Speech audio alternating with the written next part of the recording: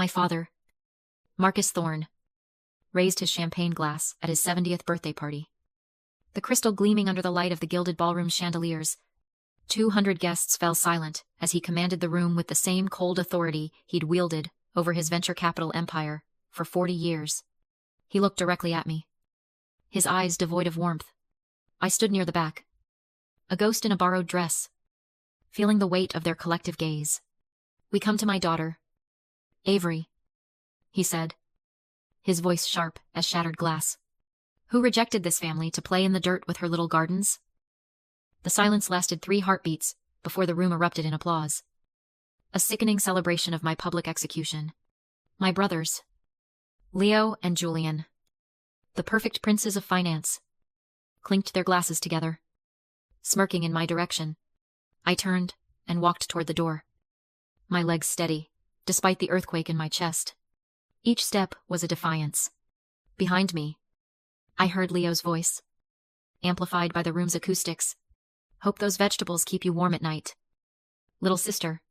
My hand reached for the massive oak door when a quiet voice called my name. "Avery."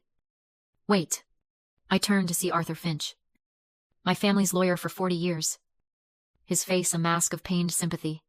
"Your mother, Eleanor," he whispered, his eyes darting toward the celebrating crowd. "She knew this day would come. She prepared for it 20 years ago." He pressed a thick manila envelope, sealed with burgundy wax bearing my mother's elegant initials, into my numb hands. "She made me swear on my life I would give this to you tonight."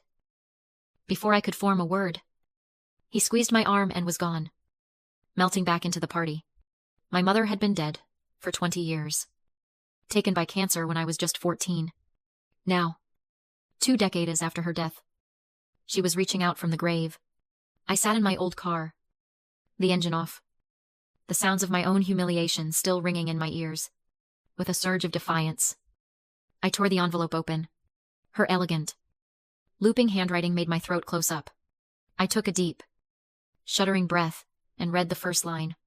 "My dearest Avery, if you are reading this, it means your father has finally shown his true nature to the world, and you need to know the truth about why I really died. Asterisk." I had to read it 3 times, the words swimming before my eyes. I didn't die from cancer, my love. The cancer was real, but it was induced. I was poisoned, slowly and methodically, by your father. Asterisk. My hands went numb, the letter falling into my lap. I didn't read another word. The world tilted on its axis. I pulled out my phone, my fingers fumbling, and called Arthur. He answered on the first ring. "You read it," he said. It wasn't a question, just the beginning. I replied, my voice hard and steady, a stranger to my own ears. "We meet at 9 a.m. Monday. Your office. No delays." This was no longer about humiliation. This was about retaliation. 3 weeks before that nightmare of a party, I was knee-deep in rich, dark soil, helping a group of 5th graders plant a tomato garden in a vacant lot in the Bronx. Their school had no funding for fresh food, so my nonprofit, Urban Roots, was building one for them. A little girl named Maria held up a worm, her face a perfect picture of horrified delight. That's who I am. That's the life I chose. I started it with a small trust fund. My mother left me just $80,000, but it was enough. Everything else I built myself. 1 grant proposal, 1 fundraiser, 1 16-hour day at a time. The morning the invitation arrived, my assistant handed me an expensive, ostentatious, and cold career envelope. Inside, the message was a command times. "Your presence is required. Family duty demands attendance." Asterisk. Family duty. I almost laughed out loud. Where was family duty when my father refused to attend my college graduation because I was wasting my potential on a sociology degree?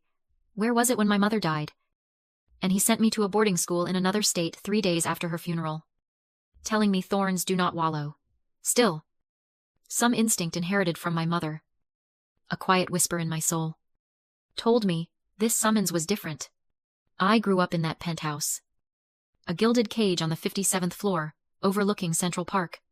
It was there my mother would sneak me books about botany and social justice. Her finger to her lips as she whispered, "It's okay to dream of a different life. My love. A life where you grow things instead of acquiring them." My brothers, Leo and Julian, had taken to the family business like sharks to blood, molded in my father's ruthless image. Then there was me, the daughter who announced at a family dinner she was going to build gardens for the poor. "You're spitting on your mother's memory," my father had said, his voice dripping with contempt. But he was wrong. On her deathbed, her voice, a fragile thread, my mother had whispered, "Follow your heart, Avery. It knows the way." The day after the party, I was sitting in my cramped office, staring at my mother's letter, when another courier arrived. This one delivered a thick legal envelope. Inside was a cease and desist letter, drafted by my father's new legal team, forbidding me from using the Thorn name in any professional capacity. As if I ever had. Tucked behind it was an eviction notice. My father had bought the Bronx lot our main garden was on. We had 72 hours to vacate. It wasn't enough for him to disown me. He had to salt the earth.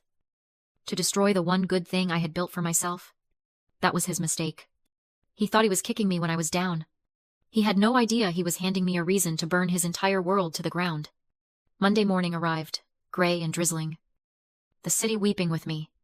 Arthur met me at his dusty, book-lined law office. And from there, we went to the bank. He led us down to the vault. A place of cold steel and colder silence. He used his key. I signed the ledger. And the bank officer used a second key to open. Box 729. Inside, my mother had organized everything meticulously. The first folder contained the original code for a predictive trading algorithm, written in my grandfather's elegant, scientific hand, paperclipped to Marcus's clumsy forgeries. The real shock was a small, silver USB drive. Arthur plugged it into his laptop. "Your mother wanted you to hear this," he said, handing me a pair of headphones. My hands trembled as I put them on. I selected the file she mentioned in the letter, March 3rd, 2004. My father's voice filled my ears. Casual and cold. The same voice he used to order dinner. "The current dosage isn't working fast enough. Every day she lives is another day she might talk. I need you to increase the thallium. Not enough to trigger an autopsy, but enough." "The doctor's nervous," reedy voice responded. "Marcus, this is all ready.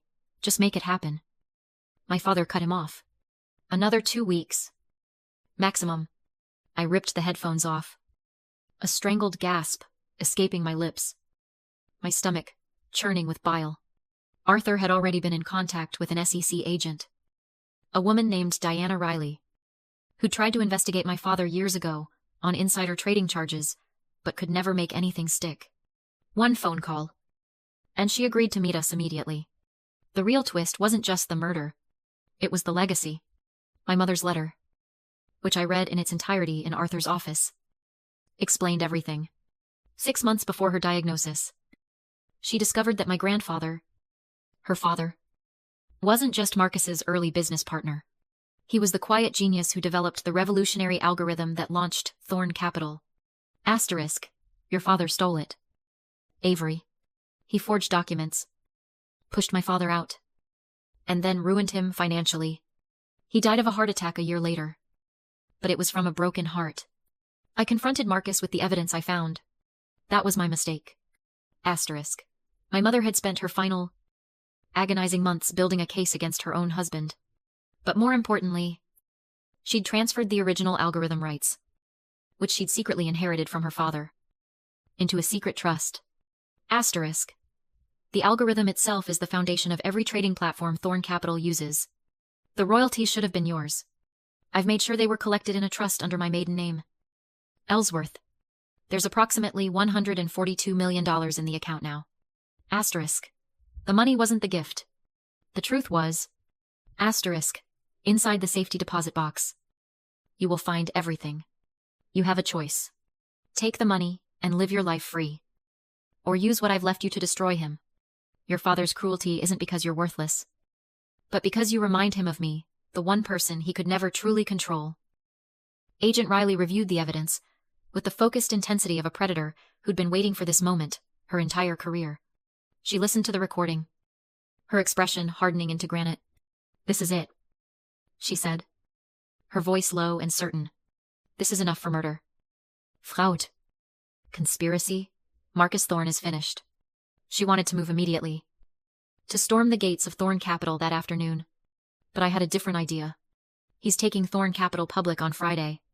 It's his crowning achievement. Every investor, board member, and media outlet will be at the stock exchange for the opening bell. Agent Riley looked at me, a slow, dangerous smile spreading across her face. "You want it public. I want everyone who applauded my humiliation to watch him fall." Friday arrived with the electric hum of a coming thunderstorm. The New York Stock Exchange was a buzzing hive of greed and ambition.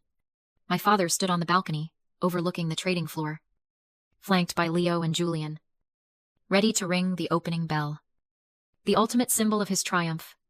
The floor below was packed with the same smug, tailored faces from the party. I walked directly onto the trading floor with Arthur, Agent Riley, and 6 other federal agents. My father saw me first, his face shifting from annoyance to confusion. The crowd began murmuring, a ripple of disbelief spreading through the room. Avery Leo spoke into a nearby microphone, his voice echoing in the vast space. "What, in God's name, are you doing here? Security."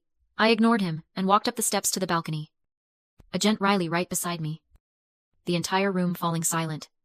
"Before you ring that bell, Dad," I said, my voice carrying in the sudden, absolute quiet. "Your investors should know Thorne Capital is built on stolen technology. And murder?" Marcus laughed. That dismissive bark I'd heard my whole life. "You pathetic creature. You're delusional." "Not delusional. I have facts." I held up my phone, which was already connected to the exchange's powerful sound system. My father's voice, my mother's murderer, filled the hall, discussing how he needed to increase the poison. Horror spread across the faces below like a contagion. "That's fabricated," Marcus shouted. But his voice cracked. "Betraying him." Agent Riley stepped forward, her badge raised high. "Marcus Thorne, you are under arrest for the murder of Eleanor Ellsworth Thorne, and for federal securities fraud. You have the right to remain silent." As they cuffed him, he lunged toward me, his face a mask of pure hatred. "You destroyed everything," he hissed. "No," I replied calmly, my voice steady. "You destroyed everything when you killed her. I'm just settling the account." 6 months later, I stood in the new headquarters of the Eleanor Ellsworth Foundation, the largest urban agriculture initiative in the country. The trial had been swift. Marcus Thorne was found guilty on all counts. Life without parole. I attended every single day, sitting in the front row. He never looked at me. Leo and Julian lost everything. The company collapsed, its assets seized, their fortunes, built on a lie, evaporated overnight. 3 weeks after the verdict, Leo showed up at my office. He looked smaller, deflated, without his custom suits and arrogant posture. "I need a job," he said, not meeting my eyes. "Anything. I'll haul compost." "Why?" here I asked, genuinely curious. "Because," he said, his voice cracking, "you're the only one who ever built something real. I hired him." He slowly, painfully, learning what it means to earn something honestly. The Ellsworth Trust, my mother's secret legacy, was used to build something she would have loved. We now fund community gardens and urban farms in over 50 cities. A year after the foundation opened, I received a letter from my father in federal prison. It contained just 3 words. Asterisk, your mother won. Asterisk. I framed it and hung it in my office. A constant reminder that victory isn't about what you gain, but what you refuse to lose. This morning, I helped a community in Detroit break ground on a new 2-acre farm. A young girl, no older than 10, told me she was excited to finally have fresh strawberries. That girl's smile, the hope in her eyes, was worth more than any inheritance Marcus could have left me. If you're watching this, and you've ever been told you're not worthy, that choosing kindness makes you weak. Remember this. The compassion my father saw as a weakness became the very strength that brought his empire of cruelty down. Your worth isn't determined by those who reject you, but by what you choose to build in spite of them. My name is Avery Thorne. And I'm the daughter, my father said, was worth nothing. Today, his stolen fortune is feeding thousands. That is my inheritance. That is my truth. And it all started with a sealed envelope and a mother's perfect, passionate love. If this story resonated with you, like this video, share it with someone who needs to hear that your true value is something no one can ever take from you. Comment below with your own story of finding your strength when others tried to tear you down.